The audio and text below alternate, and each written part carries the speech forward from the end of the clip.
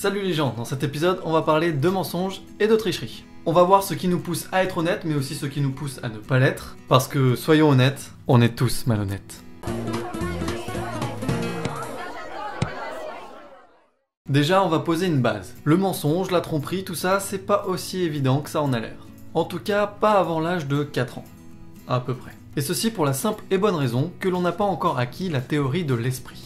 Mais qu'est-ce donc que cette chose formidable qui nous permet de mentir ? C'est la capacité pour un individu de distinguer son propre état de celui de l'autre. Il existe plusieurs niveaux, plusieurs états, comme par exemple les états émotionnels, les croyances, les intentions, mais celui qui nous intéresse pour le mensonge, c'est l'état de connaissance. En gros, il faut être capable de comprendre que ce que l'on sait, les autres ne le savent pas forcément. Celui à qui on ment n'a donc pas toutes nos connaissances. Et donc il arrive que pour un sujet donné, pour l'instant en tout cas, nous soyons sa seule source d'information. Par conséquent, on peut lui dire un peu ce qu'on veut, quoi. Mais tant qu'on n'a pas acquis cette théorie de l'esprit, on peut pas mentir vraiment exprès. Petite expérience. Prenez un enfant. Un bol de bonbons. Vous mettez les deux dans la même pièce sans surveillance, mais vous interdisez à l'enfant de toucher aux bonbons. Bon, c'est uniquement pour qu'il ait une raison de vous mentir, hein, parce qu'en vrai, il va en manger des bonbons. Hein. C'est des bonbons.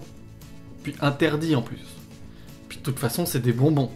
Bref, vous laissez mijoter le tout pendant quelques minutes et vous revenez en demandant à l'enfant s'il a touché aux bonbons. Soit la théorie de l'esprit est ok, et dans ce cas-là, l'enfant sait que vous ne pouvez pas savoir qu'il en a mangé.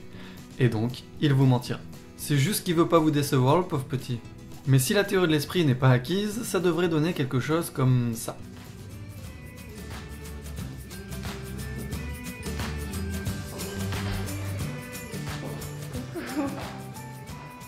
Mais est-ce que tu as regardé ou mangé les bonbons? T'as mangé les bonbons?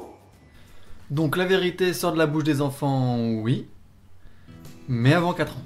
Mais le mensonge c'est bien sûr aussi pour les grands, et même pour les personnes censées être des plus respectables et chargées de grandes responsabilités. Je n'ai pas, monsieur le député, je n'ai jamais eu de compte à l'étranger, ni maintenant, ni avant. Je dément donc ces accusations et j'ai saisi la justice d'une plainte en diffamation car ça n'est que devant la justice, hélas, que les accusateurs doivent prouver la réalité des allégations qu'ils avancent. Le mensonge ça sert donc à ne pas décevoir, mais aussi à faire plaisir, ou d'un point de vue plus égoïste, à se mettre en valeur, à obtenir des avantages, ou à se sortir de situations plutôt délicates.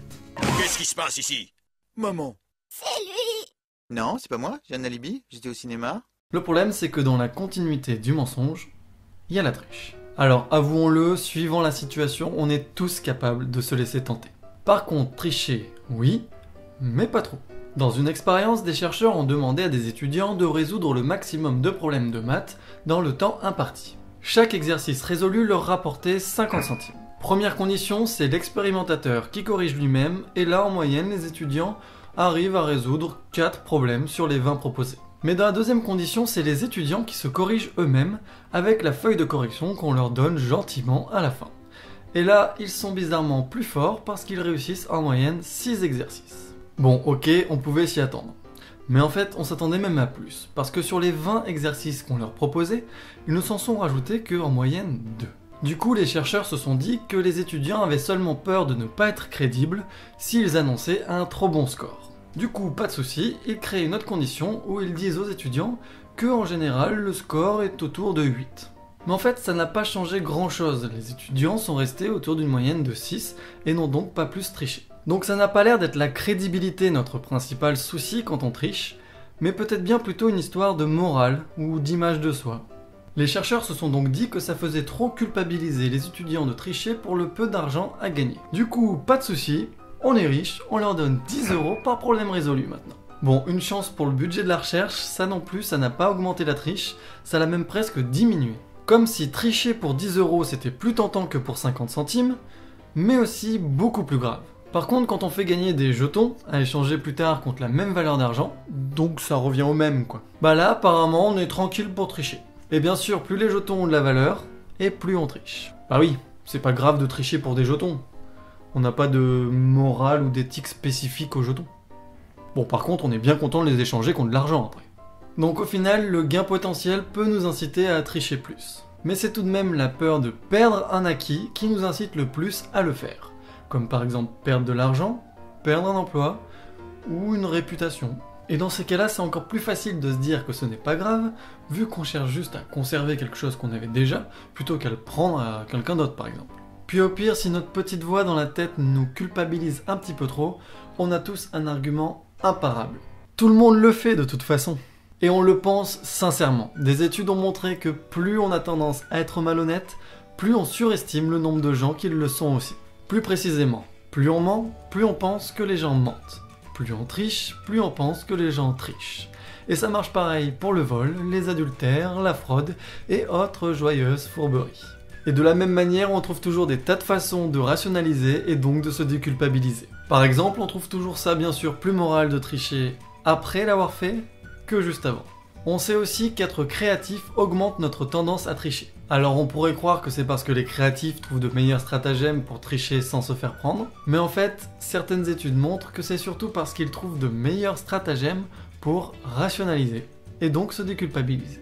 Et même si on triche tous plus ou moins, il est très important de se déculpabiliser, parce que d'un autre côté, nous détestons les gens malhonnêtes. Si on pense que quelqu'un est malhonnête, on va surestimer sa malhonnêteté. Et surtout, si on le voit puni pour sa tricherie, c'est les zones du plaisir qui s'activent dans notre cerveau.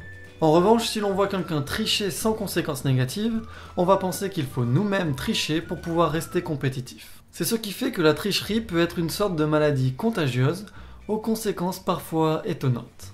Ici, vous pouvez voir des parents ou proches qui vont passer à des étudiants en examen des petits papiers avec les réponses. Ça se passe en Inde et c'est leur solution pour faire face aux difficultés qu'ils ont d'accéder à l'université. Mais ce n'est pas le monopole de l'Inde, car même la grande université d'Harvard a connu en 2012 son petit scandale de triche collective. Heureusement, les recherches ont aussi fouillé du côté des solutions. Ce qui ressort, c'est que le plus efficace pour dissuader les gens d'être malhonnêtes, c'est d'insister sur la morale et l'éthique. Dans une expérience, des chercheurs ont appelé des participants quelque temps avant leur déclaration de revenus. Soit ils insistaient sur les sanctions en cas de fraude, soit ils insistaient plutôt sur les raisons civiques d'être réglo pour leur déclaration. Et c'est uniquement cette dernière condition qui a permis d'augmenter les sommes déclarées. La surveillance et la sanction restent des outils pratiques indispensables, ne serait-ce que pour éviter les phénomènes de contagion dont j'ai déjà parlé. Mais cette surveillance n'est pas toujours évidente, notamment pour le mensonge. Et c'est d'ailleurs là que réside le vrai problème, car en soi ce ne serait pas vraiment grave de mentir si on pouvait toujours finir par découvrir le vrai du faux. Alors bon, pour ça il y a bien les détecteurs de mensonges, du genre du polygraphe, plus récemment l'imagerie cérébrale, il y a même la communication non verbale qui s'y essaie, mais globalement ces techniques ne sont pas pratiques et sont loin, même très loin, d'être fiables à 100%. Et de toute façon, elles ne protégeront jamais des informations dites de deuxième main, celles rapportées par une personne ayant cru à un mensonge et qui nous le raconte en toute bonne foi. Et ça ne peut pas non plus nous protéger des mensonges plus élaborés, à plus grande échelle, du simple canular aux grandes théories des plus usuelles. Pour ces dernières, il n'y a à mon avis qu'une seule solution, c'est celle de développer son esprit critique. Mais d'autres vous en parleront bien mieux que moi, alors n'hésitez pas à aller faire un tour du côté de leur chaîne, leur page, et même leurs conférences quand c'est possible. Voilà.